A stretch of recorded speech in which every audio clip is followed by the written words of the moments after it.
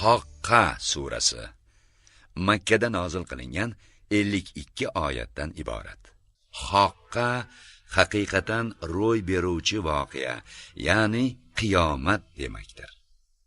Surada qiyomat manzarasi, uning boshlanishida ro'y beradigan hodisalar, nomai a'mollarni o'ng yoki chap tomondan berilishi, Muhammad alayhisalomning haq payg'ambar ekanliklarining tasdig'i, Qur'oni Karimning buyuk ilohiy kitob ekani va boshqa ma'lumotlar mavjud. Bismillahirrohmanirrohim. Mehribon va rahimli Alloh nomi ila. Al-Haqqatu mal-haqqatu wa ma adraka mal-haqqa.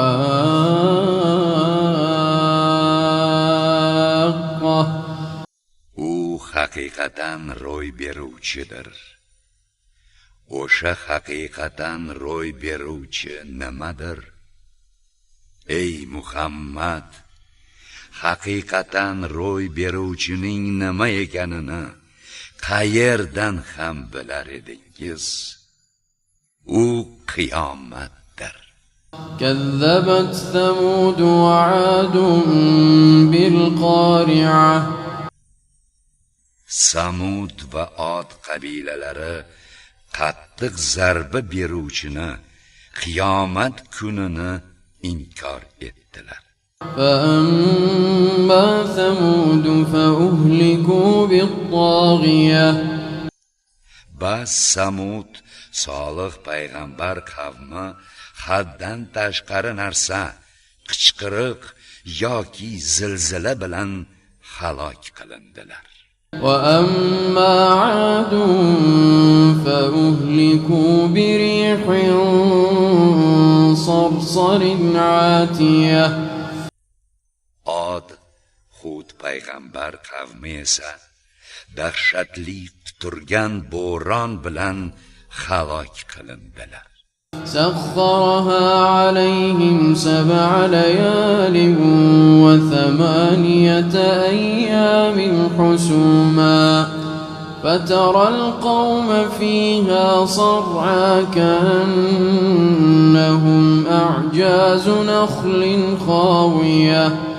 U bo'ronni Alloh ularning ustiga paydarpay 7 kecha va 8 kunduz hukmron qilib qo'ydiki, endi u joydagi qavmni chirib, ichi bo'shab qolgan xurmo daraxtining tanasidek qulab, halok bo'lib yotganini ko'rasiz.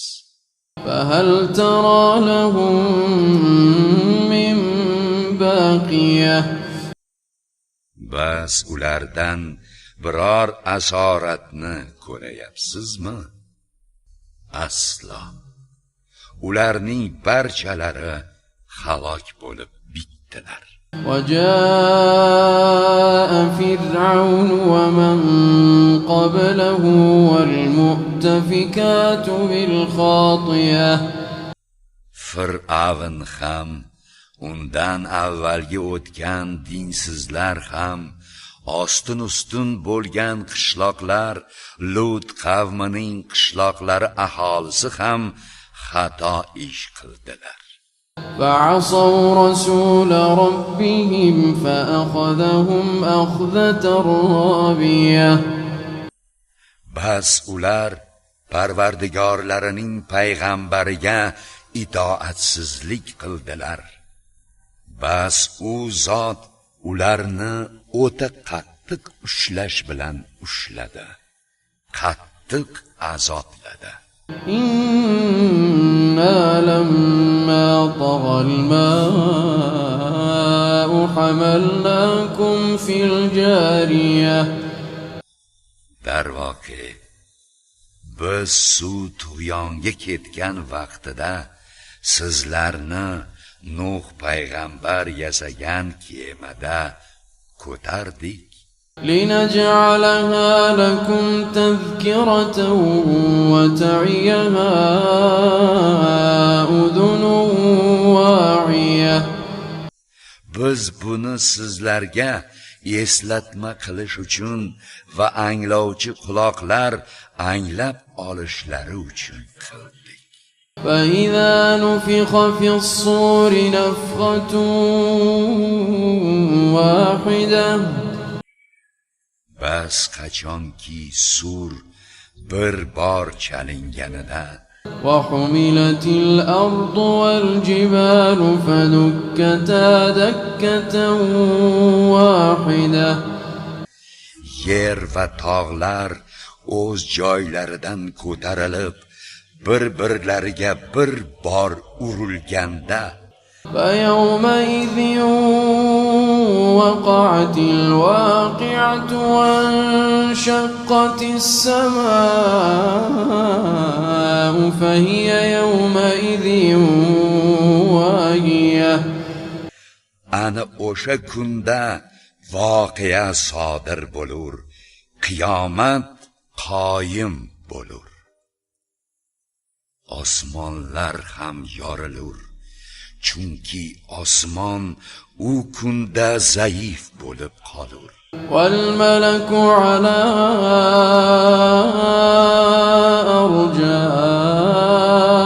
أرجائها ويحمل عرش ربك فوقهم يومئذ ثمانية. Farishtalar esa osmon atrofida Allohning amriga muntazir bo'lib tururlar.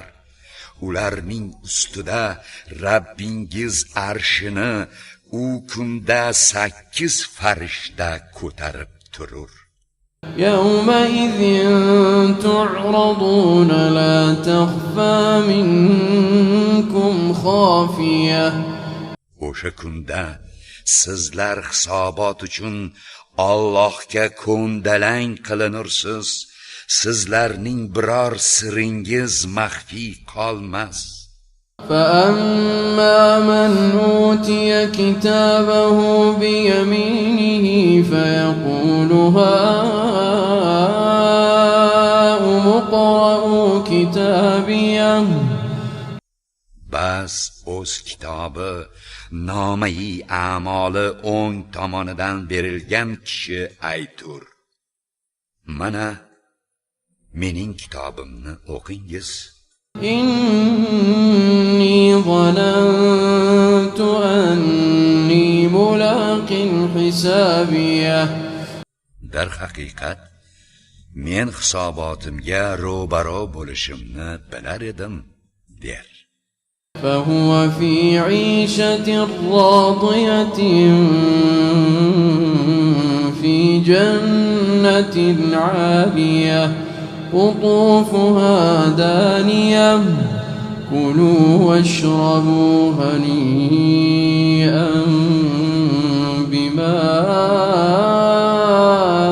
أسلفتم في الأيام الخالية.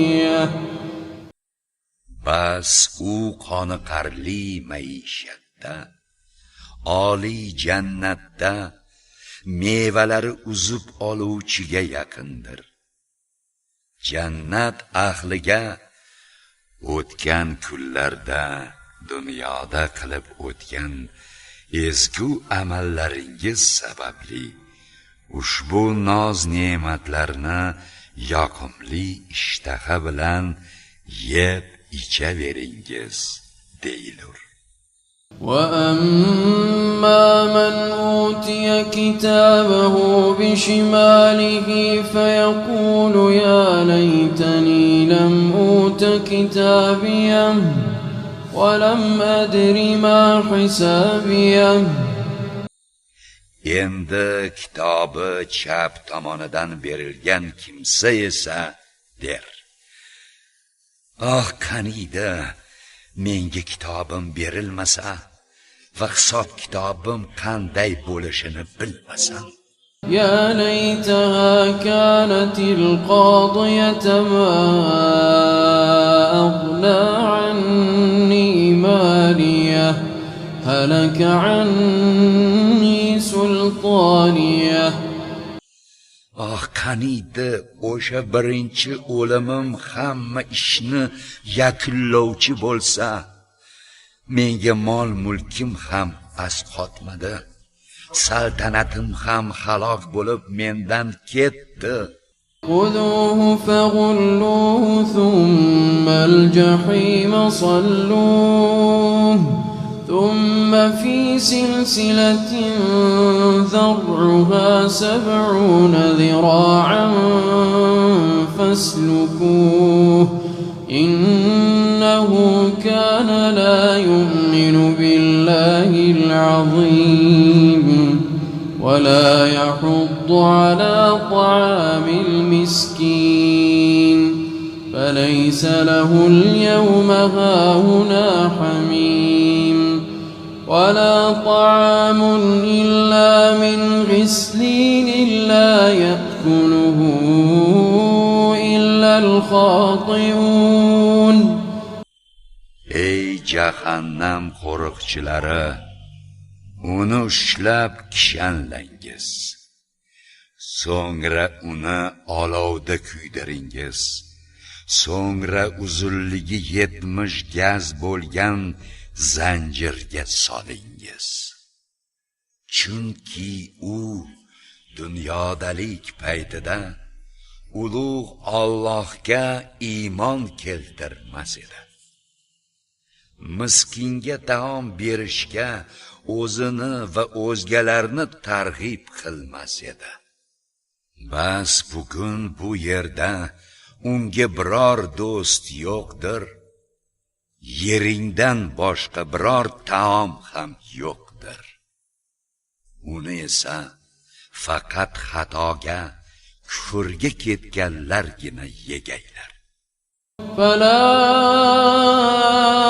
أقسم بما تبصرون وما لا تبصرون إنه لقول رسول كريم وما هو بقول شاعر قليلا ما تؤمنون ولا بقول كاهن قليلا ما تذكرون تنزيل من رب العالمين.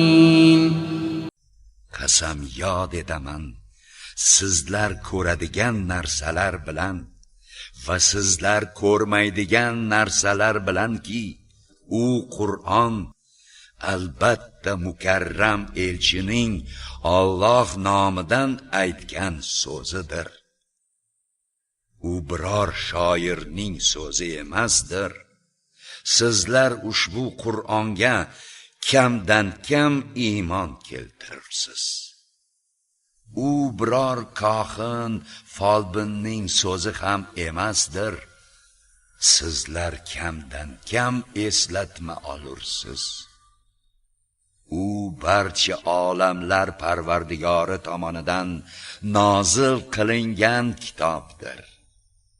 ولو تقول علينا بعض الأقاويل لأخذنا منه باليمين ثم لقطعنا منه الوتين فما منكم من أحد عنه حاجزين. Agar payg'ambar bizning nomimizdan biz aytmagan ba'zi so'zlarni to'qib aytganda edi, albatta biz uning o'ng qo'lidan tutgan, so'ngra uning shoh tomirini uzib tashlagan bo'lar edik. U holda sizlardan biror kishi undan payg'ambardan halokatni to'sa oluvchi bo'lmas edi. وإنه لتذكرة للمتقين Haqiqatan u Qur'on taqvodorlar uchun eslatmadir. وإنا لنعلم أن منكم مكذبين وإنه لحسرة على الكافرين Biz sizlarning orangizda Qur'onni inkor etuvchilar bor ekanini aniq bilurmiz. Albatta u Qur'on kofirlarga qiyomat kunida hasrat, nadomat bo'lur. وإنه لحق اليقين فسبح باسم ربك العظيم Albatta u Qur'on aniq haqiqatdir. Bas ulug' Rabbingiz nomi bilan tasbih ayting.